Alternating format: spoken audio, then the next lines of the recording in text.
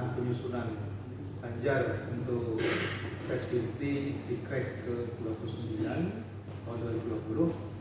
Satu hal yang perlu saya sedikit sarankan untuk ke depan, mohon kiranya untuk penyusunan Ganjar waktunya bisa agak maju sedikit sehingga tidak terburu-buru, karena kurang 2 hari lagi kita sudah buka pembentukan Sesbinti yang akan sidang. Terima kasih.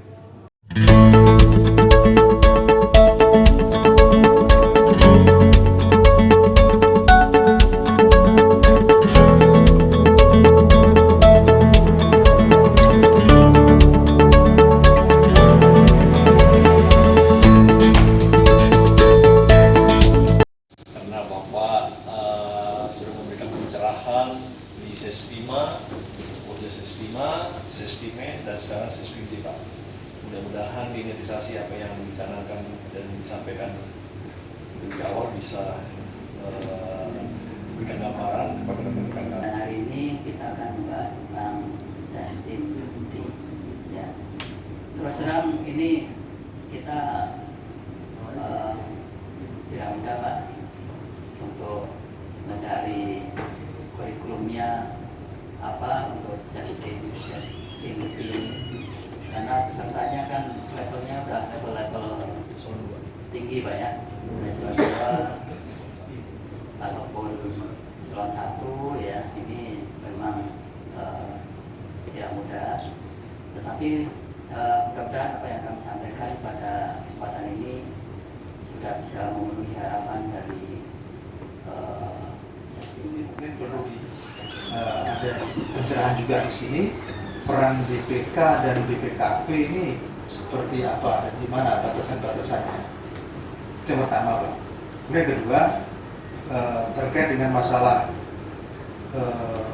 standar kompetensinya, karena ini menyangkut masalah tingkat tinggi, tentunya yang perlu disampaikan sini adalah menyangkut masalah kebijakan negara ini seperti apa, sehingga apabila nanti ada tusi atau tugas fungsi BPKP ada di dalam suatu kementerian lembaga, tidak hanya di Polri saja, Pak, dia kan bisa masuk di seluruh kementerian lembaga, ya.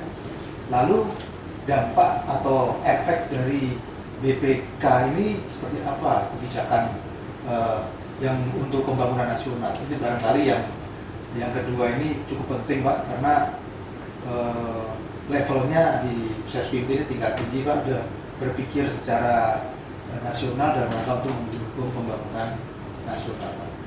Yang jelas memang BPK itu bisa memeriksa sejak dari hulu sampai hilir, Pak.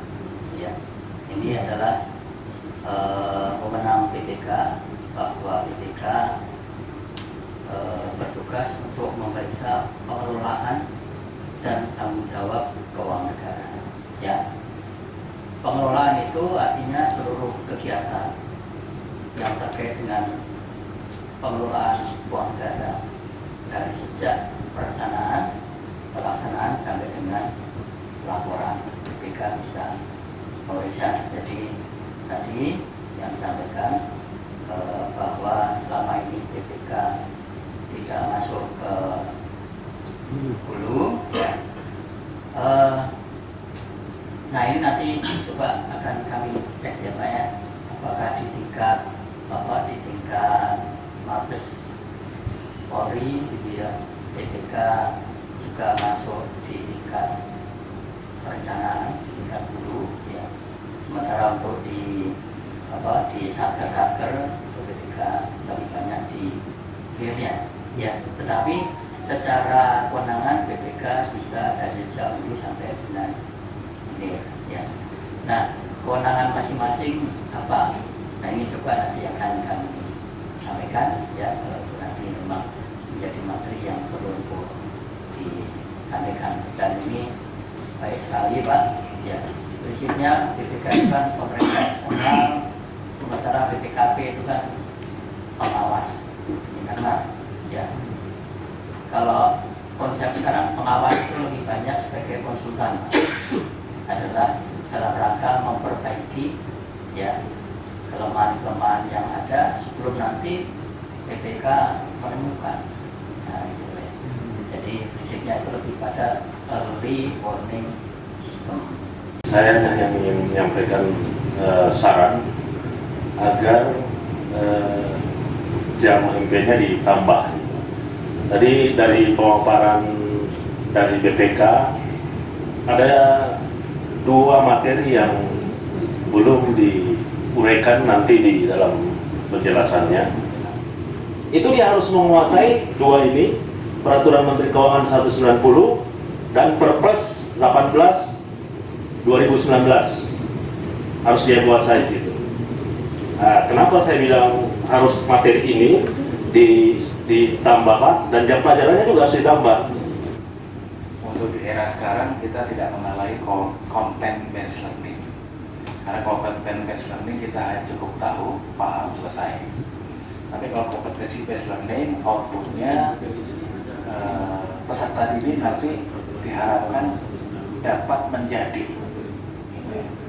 Jadi kalau dari judul tadi ada pengelolaan, ada pemeriksaan, atau alternatifnya analisa. Menurut pendapat saya di strata 789, kalau pakai ini yang dijelaskan dulu ya, Pak Giri, mungkin kita lebih banyak diarahkan pada level analisnya. Jadi kalau keuangan negara itu akhirnya negara yang rugi hanya negara. Padahal dampak kerugian negara itu dapat dirasakan dalam kehidupan bermasyarakat. Itu mungkin yang bisa di breakdown sehingga dampak itu terasa oleh masyarakat.